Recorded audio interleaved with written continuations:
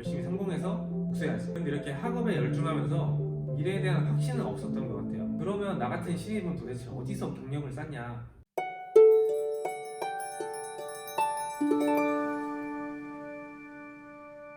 저는 현재 수원에서 근무하고 있고 반도체 물류자동화에서 시스템 연구 그리고 시스템 개발을 하고 있는 4년차 직장인 강민규입니다. 물류자동화는 기존에는 사람의 손으로 물류를 발송을 하던 것을 시스템으로 자동화하는 걸 뜻하고요. 제가 하는 일도 예를 들어보자면 삼성에서 반도체를 생산할 때 여러 가지 공정을 거치게 됩니다. 포토, 에칭 이런 공정부터 디퓨전, 매트 등등의 공정을 거치게 되는데 각 공정들 안에서도 여러 장비를 거치게 돼요. 그 공정별 웨이퍼의 이동이 있을 때 어떻게 하면 조금 더 효율적으로 완성할 수 있을지에 대해 연구하고 개발하는 일을 하고 있습니다. 그럼 오늘은 청년들에게 어떤 이야기를 전해주고 싶으신가요?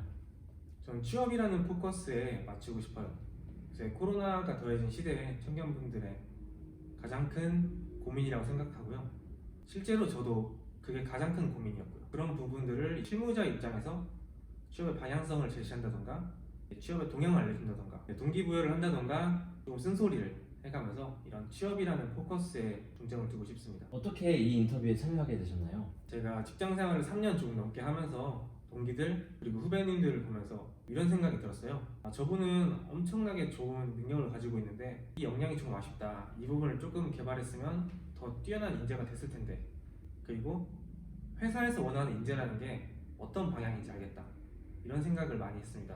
이런 부분은 청년들 입장에서는 잘 보이지 않는 시야예요. 그래서 이런 부분들을 청년들에게 전달해 줄 수 있다면 그래도 조금 고민이 덜 해질 수 있지 않을까 해서 인터뷰를 하게 됐습니다. 네, 본격적인 얘기를 시작하기 앞서 학창시절 성적이 많이 안 좋았다고 하시던데 사실인가요? 네, 이 얘기는 제가 면접을 볼 때마다 들었던 얘기인데요. 항상 면접관분들이 이런 말씀을 하셨어요. 민규 씨는 성적이 정말 안 좋은데 특별한 이유가 있나요? 제가 이제 군대 가기 전에 3학기를 모두 학사 경고를 받고 0.78이라는 평균 학점으로 3학기를 보냈습니다. 군대 갔다 와서 정말 많이 놀았어요. 동아리도 3개, 4개씩 하고 주말에 봉사하러 다니고 여행 다니고 대학가요제도 나가보고 또 일요일이면 합창 지휘도 1년 넘게 했었고요. 또 겨울에는 시즌권 끊고 스키 타러 가야지, 여름에는 다이빙하러 가야지 이렇게 24살까지는 했던 것 같아요. 그런데도 이력서를 쓰는 족족 합격하셨다고 하던데 그 비결이 있으신가요? 어떤 계기를 통해 굉장히 열심히 하고 집중을 하게 됐어요. 그러다 보니 자연스럽게 공부하는 시간이 많이 늘었는데 그때도 저는 학점보다는 좀 실무에 집중을 했던 것 같아요. 학부생인데도 논문을 여러 편 쓴다든지 스코어도 많이 내고 제 전공이 조금이라도 겹치는 공모전은 다 출품했던 것 같아요. 사업계획서 써서 기한해서 국책사업도 따보고 기술사업도 해보고 만들고 개발하고 발표하고 런칭하고 이런 쪽에 집중을 해서 학업을 이어갔던 게 제가 면접관 분들이 좋게 봐주신 게 아닐까 싶습니다. 그렇게 열심히 하게 된 계기가 무엇이었나요? 그때 계기는 여자친구랑 헤어져서였고요. 헤어지다 보니 마음이 열었기 때문에 그때는 그게 세상이 전부인 줄 알았어요. 지구가 이렇게 무너지고 삶이 끝났다, 죽어도 되겠구나 하는 마음에 공부를 열심히 하면 돌아오지 않을까 하는 마음 반, 열심히 성공해서 복수해야지 이런 분노 반, 이런 생각으로 학업에 열중했던 것 같아요. 그때는 아침에 눈 뜨면 연구실 가서 아침 먹고 점심 먹고 저녁 먹고 야식 먹고 집에 가서 씻고 자고 항상 그렇게 했어요. 토요일도 학교를 나갔고요. 정말 마음이 어렸죠. 그렇게 한 2년 반 정도 하게 된 것 같아요. 또 기억이 남는 게 새벽 4시에 야식도 시켜 먹고 연구실에서 이렇게 의자에 이어놓고 자요. 이제 공대 9층에 샤워실이 있는데 거기 가서 샤워도 하고 아침 9시에 1교시 수업 들어가고 되고 수업 들어가고 한 일주일 정도 막 학교 생활도 해보고 또 그런 기억도 있습니다. 근데 이렇게 학업에 열중하면서 미래에 대한 확신은 없었던 것 같아요. 항상 깜깜했고 내 인생에서 이렇게 오버밸런스로 공부를 하면서 이 길이 맞나? 그 생각을 항상 마음속에 하고 있었어요. 반도체 업계는 명실상부 대한민국 최고의 유망 직종이잖아요. 이 업계의 종사자로서 후배분들에게 제시할 앞으로의 방향성 같은 게 있나요? 네, 후배분들에게 드리고 싶은 말이 있는데요. 첫 번째는 이렇게 4차 산업혁명을 관통하는 전공을 가지신 분들, 두 번째는 4차 산업혁명에서 조금은 관련이 덜한 전공을 가지신 분들 나눠서 드리고 싶은 말씀이 있어요. 첫 번째로 4차 산업혁명을 대표하는 키워드들이 있죠. AI, 빅데이터, 머신러닝, 인공지능 이런 굵직굵직한 키워드들을 전공으로 가지신 분들에게 이런 말씀을 드리고 싶어요. 처음엔 조금 힘들더라도 이 전공을 놓지 않고 잡고 계셨으면 좋겠어요. 내가 원하는 회사에 입사하지 못했다고 해서 내가 원하는 조건에 연봉을 받지 못했다고 해서 이 전공을 놓고 다른 길을 가버리시는 분을 많이 봤어요. 물론 그게 옳은 길일 수도 있어요. 그분에게는 그게 더 맞는 직업일 수도 있고 더 좋은 길로 발전할 수도 있는데 저는 그래도 조금 더 전공을 잡고 계셨으면 좋겠습니다. 제가 한 가지 예를 들어보면 이렇게 두 명의 인물이 있습니다. 첫 번째는 이제 각 대학을 졸업해서 신입사원으로 입사를 한 연봉 3천만 원을 받으시는 분이 계시고요. 두 번째는 이제 7년 정도 실무를 뛴 과장급 인재. 이분은 연봉을 6천만 원이라고 제가 예시를 들게요. 단순히 돈이 두 배 차이 나기 때문에 어떤 프로젝트를 할 때 과연 이 사람은 신입사원보다 2배만큼 더 일을 많이 할까요? 적어도 제 전공에서만큼은 이분이 한 10배 정도 업무 역량이 뛰어나다고 생각을 해요. 10배 정도 코드를 잘 짜고 10배 정도 빠르게 개발합니다. 처음에 입사했을 때 밤새서 20시간 정도 프로젝트를 개발을 했어요. 실무에 자신이 있던 상태였기 때문에 열심히 해서 보여줘야겠다, 이런 신입사원들이 있다는 것을 보여줘야겠다, 집에 가서도 개발을 해서 한 챕터를 완성해 갔는데 과장님은 그걸 1시간도 안 걸리는 상태에서 끝내더라고요. 자신이 있던 제 상태보다 20배 정도 더 일을 많이 할 수 있는 상태였던 거예요. 이윤을 추구하는 기업 입장에서는 경력자를 더 선호하는 경향이 있어요. 이영재 씨가 이런 말을 했죠. 그러면 나 같은 신입은 도대체 어디서 경력을 쌓냐, 이거를 포커스를 두고 조금 다른 관점에서 바라보면 내가 이만큼의 업무 역량을 가지게 되면 그 어디서도 나를 6천 주고 뽑아간다는 뜻이거든요. 그런 방식으로 접근하셨으면 좋겠어요. 처음에 내가 원한 조건의 연봉이 안 되더라도 그 전공을 꽉 잡고 자기 개발을 하면서 경력과 스킬업을 조금씩 해나가신다면 3년 이내에 이직하면서 연봉을 2배씩 챙겨가실 수 있다고 제가 확신합니다. 실제로 제 주변에도 그런 분이 엄청 많이 계세요.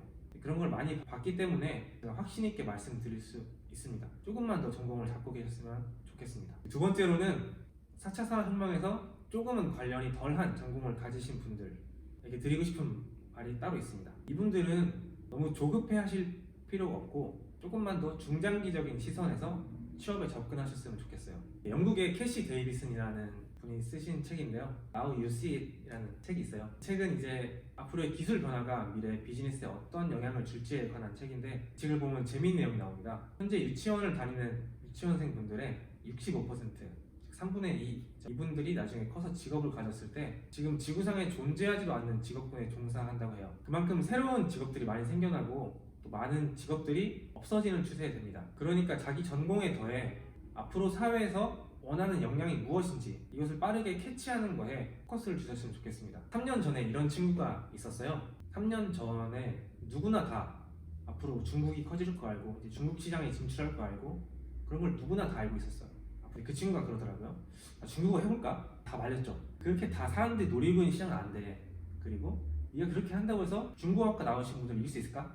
라고 저희가 엄청 구박을 했거든요. IT는 하자 이렇게 말했었는데 그 친구가 결국 TSC 자격증, 중국어 말하기 자격증을 땄더라고요. 2년 정도? 조금씩 공부해서 딴 것 같은데, 그 친구는 지금 SK 하이닉스에서 9,500 연봉을 받고 중국 우시에서 근무를 하고 있습니다.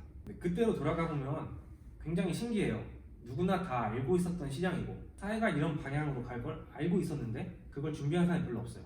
그만큼 앞으로 사회에서 어떤 역량을 필요로 하는지 그거를 빨리 캐치하는 능력이 중요하다고 생각합니다. 그런 식으로 취업을 접근하셨으면 좋겠습니다. 또 지금 새롭게 성장하는 직업들을 보면 학벌, 학점 이런 게 별 상관이 안 돼요. 지금 입사하시는 신입사원들을 보면 그 업무 스킬, 실무 능력 보통 이런 것들을 봅니다. 저 때까지만 해도 기사 자격증, 토익 이런 것들을 봤고요. 지금은 토익도 안 쳐준다고 하더라고요. 또 제 선배분들은 학점, 출결, 컴활 이런 자격증들을 준비하셨고요. 이게 불과 5년도 안 돼요. 이 사이에 벌써 사회가 요구하는 자격증, 능력이 벌써 3번이나 바뀌었어요. 5년 사이에. 이런 부분에 앞으로 뭐가 다가올까요? 초점을 맞추셨으면 좋겠습니다. 그리고 학벌이랑 학점에 더해 이제는 전공도 중요하지 않은 시대가 와요. 배달의 민족의 김봉진 대표님, 서울예대 디자인학과 나오신 분이에요. 그리고 토스, 비바리퍼블리카의 이승건 대표님, 그분은 치과 의사 출신이었잖아요. 이제 그만큼 전공, 학벌, 학점이 모두 중요시되지 않는 시대가 와요. 그러니까 지금 청년분들은 너무 그거에 짓눌리지 마시고 앞으로 사회가 어떤 것을 필요로 하는지 그거에 초점을 맞춰서 취업을 준비하시면 분명 5년 뒤 혹은 3년 뒤 인사상담자들이 쭉 와서 선생님 제발 저희 기업에 들어와 주세요. 작년에 이렇게 취업을 당하는 인재가 될 수 있다고 제가 확신합니다. 이게 제가 확신을 가진 이유가 이런 케이스를 정말 너무 많이 봤어요. 정말 학점, 학벌, 전공 안 좋은데 업무 역량 그리고 필요한 인재 그 부분을 딱 중점적으로 미리 쌓아놔서 빠르게 치고 오시는 분들, 그런 분들이 정말 많아요. 또 실제 일을 해보면 일을 너무 잘해요. 제가 배우는 게 너무너무 많아요. 그래서 꼭 이런 부분을 제가 전해드리고 싶었어요. 회사에서 이제 경험을 많이 쌓고 계신데 주변을 보셨을 때 사랑받는 신입사원, 일 잘하는 신입사원들은 어떻게 회사에서 일을 하고 있는지 조금 궁금하거든요. 네, 첫 번째는 술을 잘 마시고요. 그러니까 사람들과 어울릴 줄 알아요. 성격이 모나지 않고 누가 뭐 업무 협조 요청을 했을 때뭐 공격적으로 받아들이지 않고 이거는 내 일이니까 책임감을 가지고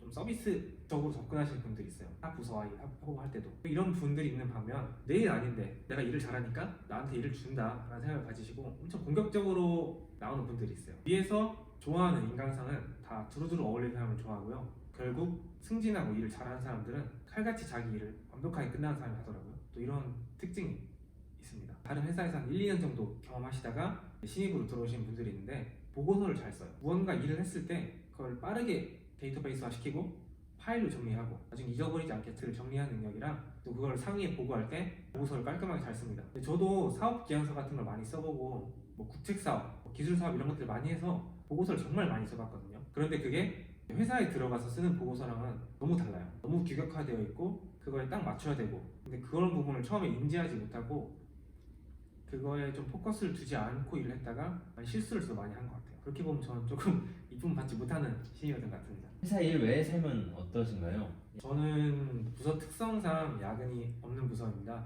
그래서 워라밸은 좋은 편이고요. 출퇴근도 자유롭게 보장된 편이라서 자기 개발에 시간을 좀 많이 투자하고 있어요. 저는 취미 생활도 좀 많이 하는 편인데요. 이번에는 프리다이빙 레벨 3 자격증을 땄고요. 또 날이 추워져서 주말엔 유기견 봉사도 나가고 있고 일본어도 배우고 있고 자바 마스터 클래스 인터넷 강의도 열심히 듣고 있습니다. 그런 식으로 보장된 여가 시간을 운동도 하면서 직장 스트레스를 푸는 편입니다. 앞으로의 계획이 있으시다면 저도 아직까지는 그 취준생의 계단을 밟아 나가는 과정이라고 생각을 해요. 업무 역량도 제 스스로 느끼기에 많이 딸리고요.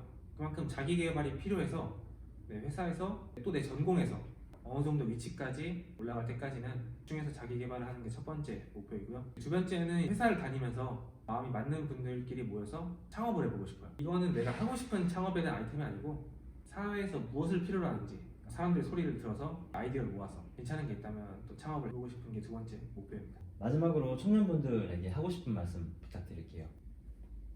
지금 청년분들이 보내고 있는 때가 저도 제 인생에서 가장 고민이 많았던 시기였던 것 같아요. 인생에서 큰 선택들을 그때 당시에 다 했었고요. 또 내가 하는 일에 확신이 없고 학업에 열중하지만 먹고 살 수 있을까? 이런 걱정도 굉장히 많이 했던 것 같아요. 지나고 나면 조금은 보여요. 아, 내가 이때 요거는 굉장히 잘해놨구나. 이거는 쓸데없이 시간을 좀 버렸구나. 또 이러한 것들이 지나고 나면 보이게 되더라고요. 그때는 안 보이는 게 맞는 것 같아요. 제 친구들도 선배님도 후배님들도 다 그때는 확신 없는 삶을 보냈어요. 그러니까 청년분들은 너무 조급해하지 마시고 지금 당장 내가 원하는 기업에 들어가지 못했다고 해서 지금 당장 내가 원하는 연봉을 받지 못한다고 해서 모든 걸 놓아버리기보다는 자기가 무엇을 원할지를 빠르게 캐치해서 그 부분을 미리 키워놓으셨으면 좋겠습니다.